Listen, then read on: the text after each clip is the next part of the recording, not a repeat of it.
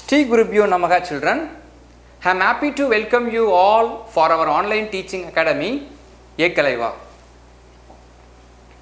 For the class 9, subject biology, unit 18, the name of the unit is Organization of Tissues. Today, we are going to discuss about the connective tissues. In the last class, we discussed about the epithelial tissue, right? Children, you know very well, animal tissues are broadly grouped into four major types. The first one is epithelial tissue, second one is connective tissue, third one is muscular tissue, and the last one is nervous tissue, right? Yes, in the previous class we completed the first one, epithelial tissue. Today we are going to see the second one, connective tissue.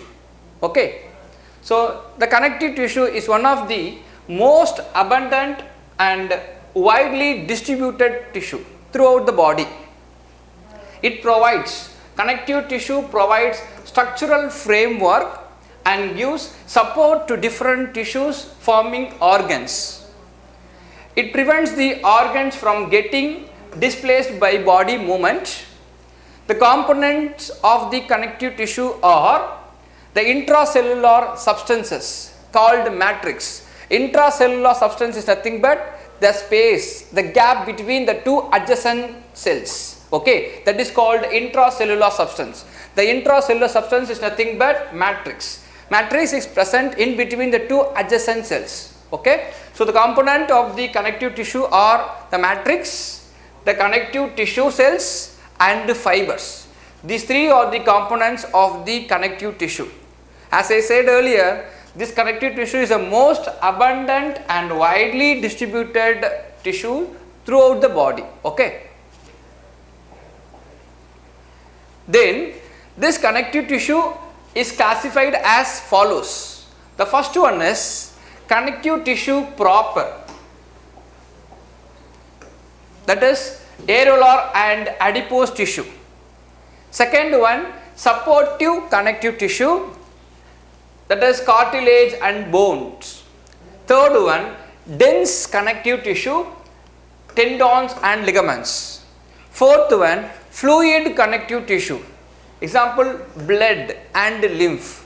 These are the four major classification in connective tissue, right? First we will see the connective tissue proper. The connective tissue proper consists of collagen fibers, elastin fibers, and fibroblasts. See the picture here, children. This is the connective tissue proper. In that it has elastin fibers. This is the elastin fibers and fibroblast cells, and this is called collagen fibers. So the connective tissue proper consists of collagen fibers, elastin fibers, as well as fibroblast cells. In that connective tissue proper, first one is areolar tissue. It has cells and fibers. They are loosely arranged. The cells and the fibers of the connective tissue proper are loosely arranged in case of areolar tissue. Okay, the cells and fibers are loosely arranged in a semi-fluid ground substance called matrix. Matrix, that is ground tissue or ground substance, not ground tissue. It is a semi-fluid ground substance. It takes the form of fine thread. See the picture here. These are the fine thread crossing each other. These threads are crossing here and there. They are crossing each other. Okay. So it takes the form of fine threads crossing each other in every direction, leaving small space called areolae. It joins, the areolar tissue joins skin to muscles, fill space inside organs and found around the muscles, and it found around the muscles as well as in blood vessels as well as in the nerves. So it helps in areolar connective tissue, helps in repair of tissue after injury. and then it fixes the skin to the underlying muscles. So this connective tissue, that is areolar connective tissue, fix the skin underlying muscles, skin to underlying muscles. So this particular connective tissue just below to the skin, it fixes the skin to the muscles. Okay, see the picture, enlarged picture of areolar connective tissue. The second one is adipose tissue. This is also a connective tissue proper. The adipose tissue is the aggregation of fat cells, deposition of fat cells. Fat cells are spherical or oval shaped structure. They are the aggregations. So aggregation of fat cells is nothing but adipose tissue. They are spherical or oval shape. It serves as a fat reservoir. They are found in subcutaneous tissue. Subcutaneous tissue is nothing but the layer just below to the skin and between the internal organs around the heart and the kidney. Heart and kidney are the internal organs. This adipose tissue is found or very near to the internal organs, in and around the internal organs as well as in the subcutaneous tissues. Okay, they act as a shock absorbers around the kidney and eyeballs. They also regulate the body temperature. So areolar tissue regulate the body temperature by acting as an insulator. See the picture here, children. These are the fat deposits, fat droplets, adipocyte nucleus, and this part is called adipocyte cytoplasm. They are the spherical or oval shaped cells. It is very essential for fat reservoir. It serves as a fat reservoir. Okay, it maintains the body temperature. The next one is supportive connective tissue. As I said, 4 different classification of connective tissue. First one is connective tissue proper. Second one is supportive connective tissue. The supporting or skeletal connective tissue. The name itself you can easily understand the concept, skeletal connective tissue. So this connective tissue connects the bone with the muscles. Okay, so the supporting or skeletal connective tissue forms the endoskeleton, that is inside endoskeleton of the vertebrate body, which protect various organs and help in locomotion. You know very well, muscles are 3 different types: strong muscles, smooth muscles and cardiac muscles. Strong muscles are striated muscles. These muscles are present very near to the bones. It is attached with the bones. These strong muscles are necessary for the movement of the body. So this connective tissue also very close to the muscles. So the supporting or connective tissue, skeletal connective tissue forms the endoskeleton of the vertebrate body. It protects the various organs and it is also necessary for locomotion. The supportive tissue include cartilage and bone. Then we move on to first cartilage. What is cartilage? Cartilage, they are soft, semi-rigid, not fully rigid, semi-rigid, flexible and less vascular in nature. The matrix is composed of large cartilage cells called chondrocytes. Chondrocytes are large cartilage cells. Okay. These cells are present in fluid filled space called lacunae. The cartilage is present in the tip of the nose, ear, external ear and end of long bones, trachea and larynx. So see where the cartilages are present. It is found in the external ear and the tip of the nose and end of long bones and trachea and larynx. It provides, cartilage provides support and flexibility of the body cells. I can able to move my hand, I am touching my hand, I am closing my finger. So all these activities mainly due to the cartilages. So it support and essential for flexibility of the body parts. My wrist is rotating, I am rotating my wrist. So all these activity is mainly by cartilages. So cartilages are present in the ends of the bone. This is the hand bone. In the end of the bone, the cartilages are present. Okay, they are very soft, flexible. Next we move on to bone.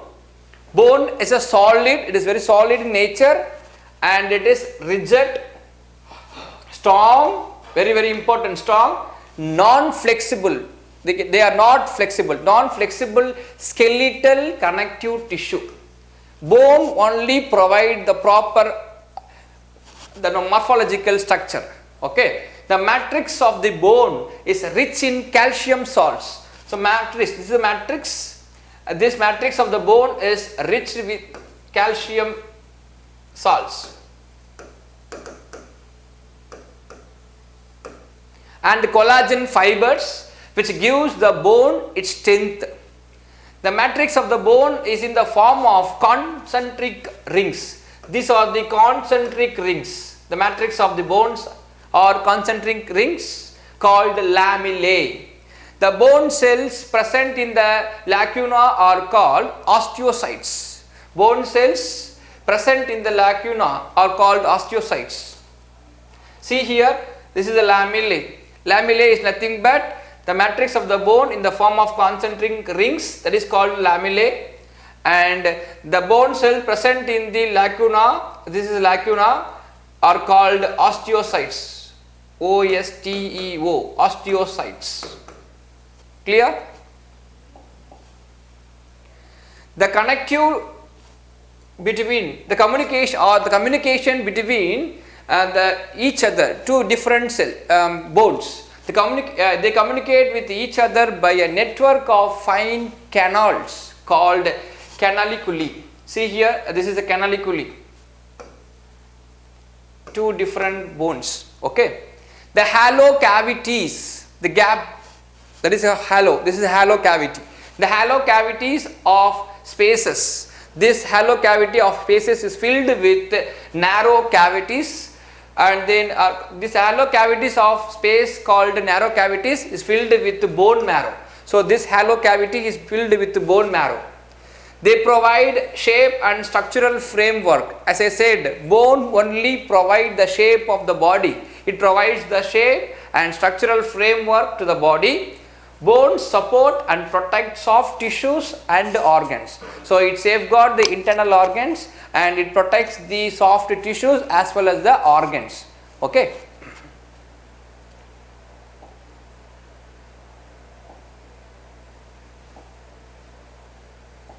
Then third one is dense connective tissue.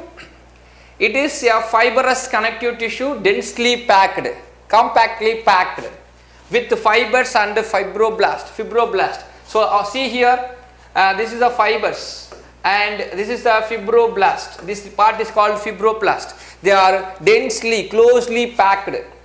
It is the principal component of tendons and ligaments. Okay, so this fibroblast and fibers of the dense connective tissues are the principal component of tendons and ligaments. Okay, so what is tendons? They are the cord-like strong structures that join skeletal muscle to the bone. Very important line. Tendons are nothing but cord-like structure, cord-like strong structure that joins the muscle to the bone. Skeletal muscles, you know very well, it is always attached, associated with the bones. So the connection between the muscles and the bones through the tendons. Tendons only connects the strong muscles to the bones. Can you understand my concept? The other one is there, ligaments. Ligaments are the a cord which connects the two adjacent bones.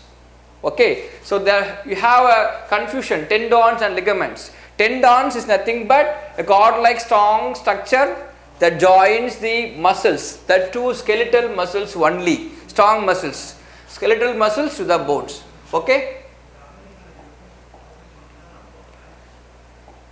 Tendons have great strength and limited flexibility. They consist of parallel bundles of collagen fibers between which are present rows of fibroblast. See the picture here, children. As I said, this is the femur. Okay, long bone. So this is the tendons. Tendons connects the muscle to the bones. Very, very important. Muscle to the bones, that is called tendons. Okay. They have a great strength and limited flexibility. Okay. Then they consist of parallel bundles. They have parallel bundles called collagen fibers, between which are present rows of fibroblasts.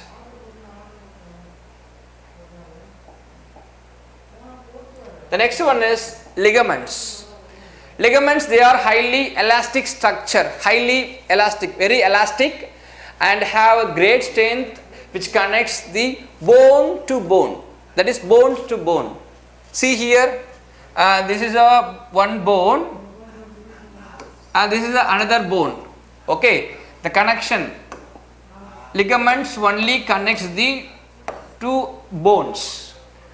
It is a flexible, it is very flexible. They are highly elastic structure and have a great strength which connects bones to bones. Okay, but tendons connects the muscle to the bones, ligaments connects bone, it connects the bones to bones. They contain very little matrix, they strengthen the joints and allow normal movement. Ligament only allow the normal movement. Okay. Then the last fourth one, fluid connective tissue. The blood and the lymph are the fluid connective tissue which link different parts of the body.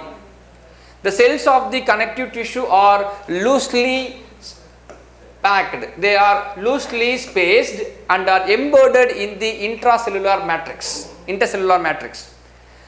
the fluid connective tissue, first we will see the blood.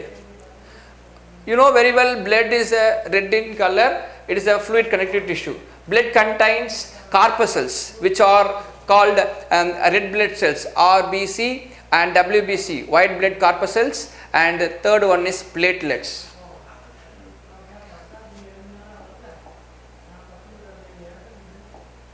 In this fluid, in this blood, in this fluid connective tissue, blood cells move in a fluid matrix called plasma. Plasma is nothing but straw yellow color. Okay, all the blood cells move in the fluid matrix called plasma. The plasma contains organic and inorganic substances. It is a main circulating fluid that helps in the transport of nutrients and hormones, etc. So plasma is a main circulating fluid. It helps in the transport of nutrient substances. Okay.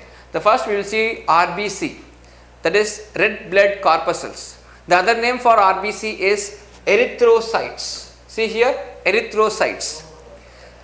The RBC, red blood corpuscles, are oval shape. This is the shape, oval shape, or circular and biconcave disc-like cells, and it lacks nucleus. A mature eukaryotic cell, the two RBC, do not have nucleus. Very, very important. The mature cell RBC do not have nucleus. Okay. They contain a respiratory pigment called hemoglobin, which is involved in the transport of oxygen to the tissue. All the tissues are in need of oxygen. The oxygen is supplied by the blood. So blood contains hemoglobin pigment. Due to the presence of hemoglobin pigment, RBC are very dark red in color. Okay, so they contain a respiratory pigment called hemoglobin, which is involved in the transport of oxygen to different parts of the body, that to tissues, organs and organ system. Okay, see the structure of RBC. It is a disc shape biconcave. Okay. Next we move on to WBC. The other name for WBC is leucocytes. They are larger in size, contain distinct nucleus and are colorless.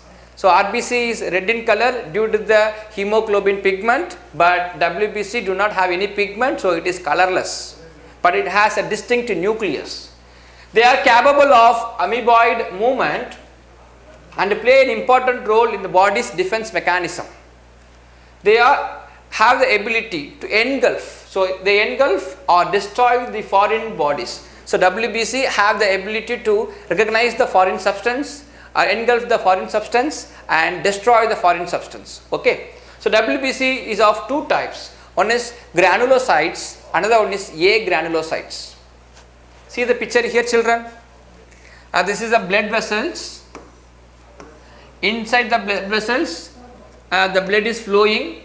In the blood, three different types of blood cells are there. This is the RBC. It is red blood corpuscles. It is red in color due to the hemoglobin pigment. The another blood cell is there, WBC. It is colorless. And one more thing is there. This is called the platelets. Okay.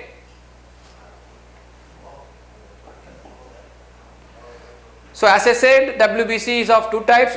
One is granulocytes and another one is agranulocytes. Granulocytes are having irregular shaped nucleus. See the granulocytes, they have irregular shaped nucleus and cytoplasmic granules. They include neutrophils, basophils and eosinophils. These three comprises of granulocytes having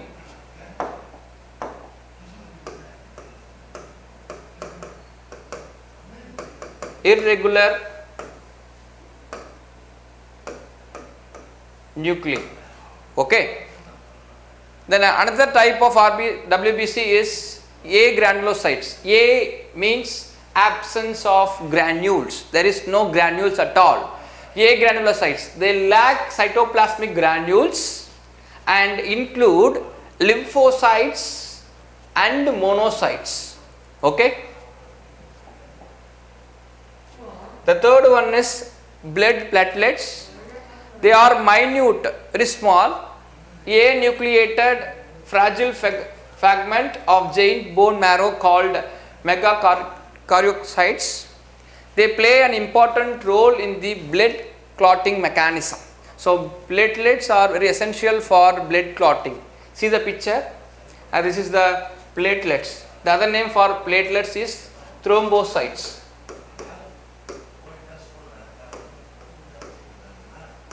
It is very essential for blood clotting mechanism. Clear, children? Thank you, children. To receive our online lessons, please press the subscribe button and you will receive the latest updates. Thank you.